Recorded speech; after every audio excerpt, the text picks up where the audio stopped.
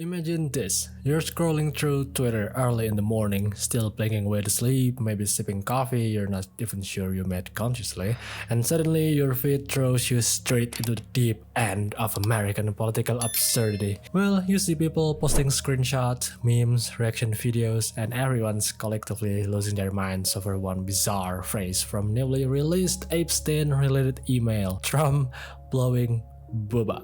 B-U-B-B-A. Yeah, that's an actual line that appeared in the documents that just dropped this week, and the internet obviously did the same internet thing all over again. Now, before we go any further, this video isn't claiming anything, it's not presenting evidence, and it's definitely not trying to convince you of some dark conspiracy. This is just some political gossip, political theater, and political chaos. And when politics serves as a plate of chaos this fresh and this ridiculous, well, we have to take a bite, preferably slowly with commentary and appropriate amount of side-eye. Because here's the wild part. It's not just the phrase itself, it's what it represents. The way a single strange sentence can hijack the entire internet, spark speculation that ranges from mildly curious to "are you okay?" and showcase the very best and worst part of modern political culture. And of course, when Donald Trump is involved, the reaction gets dialed up to the maximum volume in seconds. The man could sneeze and it would become a trending topic. Naturally, an old leaked email with a weirdly phrased reference to him, that's like just a gasoline on a meme bonfire. But what makes it even more interesting is the timing. These documents didn't drop in the middle of a quiet news cycle. They hit during a year when every political moment feels scripted by, a comedy writer who got fired from being too unrealistic. So naturally, people jumped from "what does this phrase mean?" to "this is the greatest comedic plot twist of 2025 in under 5 minutes. And that's what we were gonna talk about today. Not to declare the rumor true again, not to claim anything scandalous, but to unpack why this blew up. Why this specific email line out of thousands of pages of legal and bureaucratic text become the internet favorite toy of the week. Why Trump's name, whenever mixed with anything related to Epstein or Clinton, instantly created a cultural earthquake. And yes, why the phrase itself sounds so chaotic that even people who don't follow politics suddenly decided to care. The moment this strange email phrase leaked, something fascinating happened. Not on Capitol Hill, not in legal circles, but in the chaotic ecosystem of Trump support online. People who normally defend him from anything, like no matter how outlandish, suddenly just paused. And in a political moment where every side moves with predictable reflexes, seeing hesitation from the most loyal base is almost, weird. It's like watching a machine skip a beat. But before diving into that, it's important to set the context clearly and responsibly.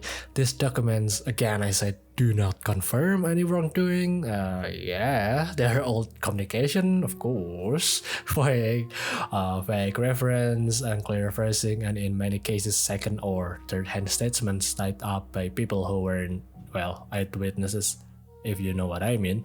What matters here is not whether the phrase is true, but how people reacted to it. And this reaction tells us a lot about modern political fandom, internet psychology, and the way narratives form in real time. Let's just be honest, for years, Trump's name has appeared in the, periphery of various Epstein-related circles, flight logs, guest lists, events, and even photographs, but none of this is a secret anymore.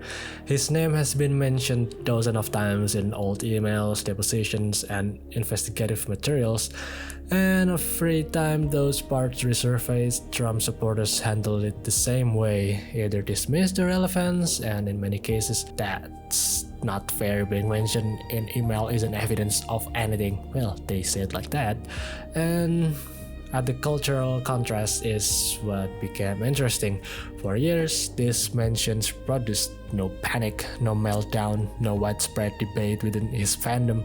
But this time, a single, oddly phrased line interpreted by many as suggesting a compromising situation with Clinton created a noticeable wave of hesitation. Not outrage, not denial, just a weird uncomfortable silence you could almost feel. Maybe several explanations can help with this context. One theory is identity politics, not the usual kind, not the version about race or ideology, but the version about masculinity, image, and performative strength. Trump has built his entire brand on projecting traditional masculinity, dominance, and straightness. So when a rumor pops up that contradicts that image, some supporters feel it hits a deeper emotional place than a political scandal. The second theory is that this rumor has comedic energy, which makes it harder for supporters to dismiss without feeling like they're stepping into a joke. When the internet latches into something absurd, it just becomes, well, diabolical. And once it becomes a meme, it just sticky, Suddenly responding seriously makes you like you're taking the joke too seriously, but ignoring it makes you look unsure. It's a lose-lose trap. And the third one explanation, in my opinion, is simpler. The rumor was unexpected. Trump controversies usually follow a predictable shape. Lawsuits, political clashes, inflammatory quotes, policy battles, but this came out of a weird angle, deep in some old email with confusing wording and connection to Clinton. Well, it was chaotic enough to destabilize the usual reaction scripts from people. But here's the important part. Most supporters didn't suddenly believe the rumor. They weren't convinced, they weren't flipping side. What they were experiencing was a moment of instability. A rare event in a fan base normally just full of unwavering loyalty. And that instability didn't come from the claim itself, but just come from the topics. And when you look at the larger political picture, this is where things get even more interesting. For years, online right-wing spaces have aggressively used insinuations of sex orientation as a tool to mock political opponents. Suddenly having that same format flip toward their own candidate is like watching a boomerang return with absolutely perfect aim. They weren't prepared, and yeah, we can feel it. But beyond that immediate reaction, this moment reveals something deeper about how politics works in 2095, at least in the United States. The actual contents of the leaked documents mattered far less than how narratively weird this particular phrase was. The oddness made it viral, the vagueness made it adaptable, and its combination made it just perfect for a meme. And secondly, political identities today aren't built on policy arguments, they're just built on group belonging. When a rumor threatens the image of a leader, followers don't panic about the allegation, but they panic about being embarrassed on public. And the third one is Trump's base has double standard, but almost every fan base do that, but for Trump's fan base is just on another level. People ignore allegation when they feel politically harmless and only react when the allegation threatens the identity or image from a figure that they admire. In Trump's case, having his name appears repeatedly in Epstein documents didn't shake them because it didn't contradict their mental picture of him, but the idea of him being in a scenario that looks submissive, vulnerable, or humorous, that hit a different nerve entirely for that fan base. Trump's fan base is something else, don't you think? And that's what makes this moment worth analyzing, not for the rumors itself, but for what exposed about the psychology of political fandom. Then there's the Clinton angle. The rumor hinted at some scenario involving Trump and Bill Clinton, two men whose political rivalry and public image difference makes the pairing extra absolutely absurd. And absurdity is kryptonite for its fan base. A serious scandal they can argue against, a funny one, a ridiculous one, that's pretty much, it's much harder. The more unserious the rumor, the more power it gains in the meme. But again, important thing is to emphasize, especially for factual clarity, is that of course nothing in this email proves anything. There's scraps of communication, unclear statements, and in some parts even speculation by the people writing them. Of course you guys know, when I'm saying things like this, there's something that I must say so that this video doesn't get demonetized.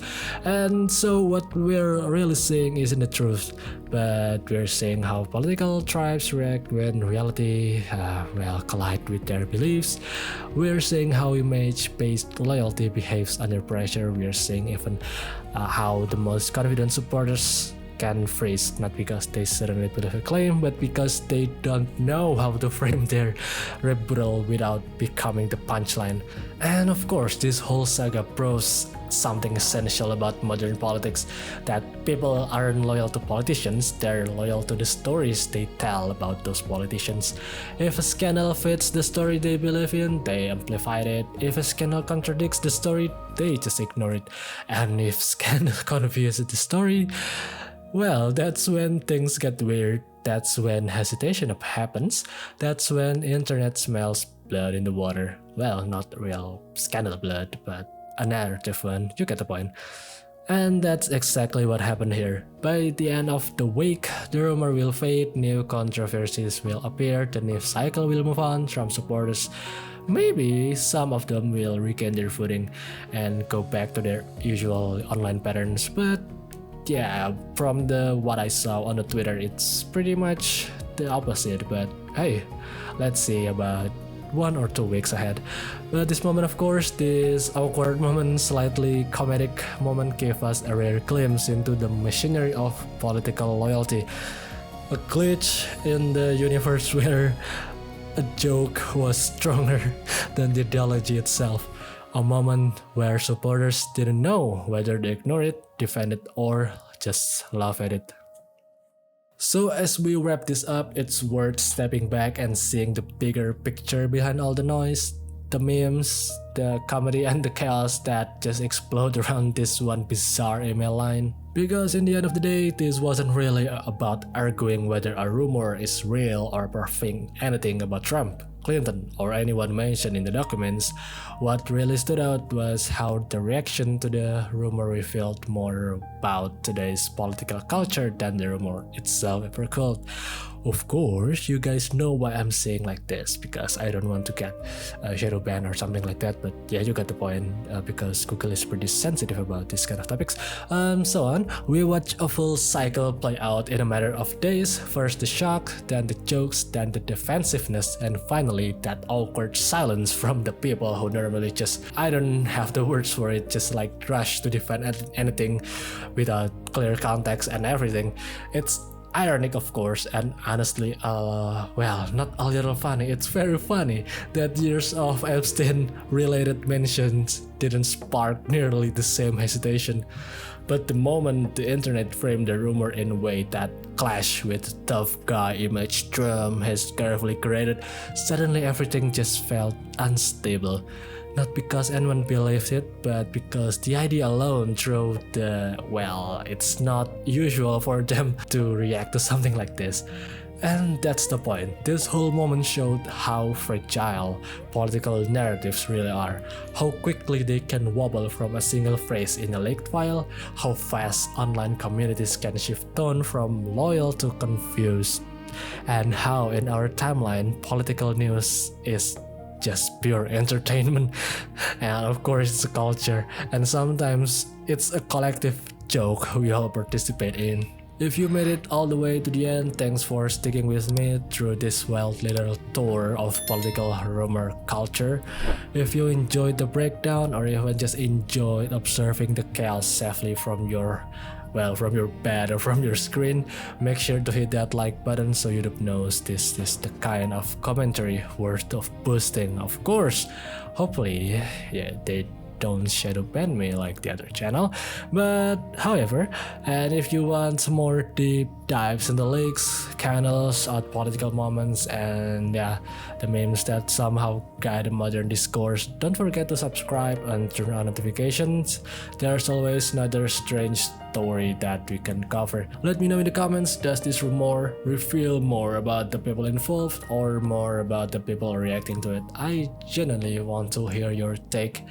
And of course, guys, as always, stay informed, stay thoughtful, and stay kind. See you guys in the next video. Bye bye.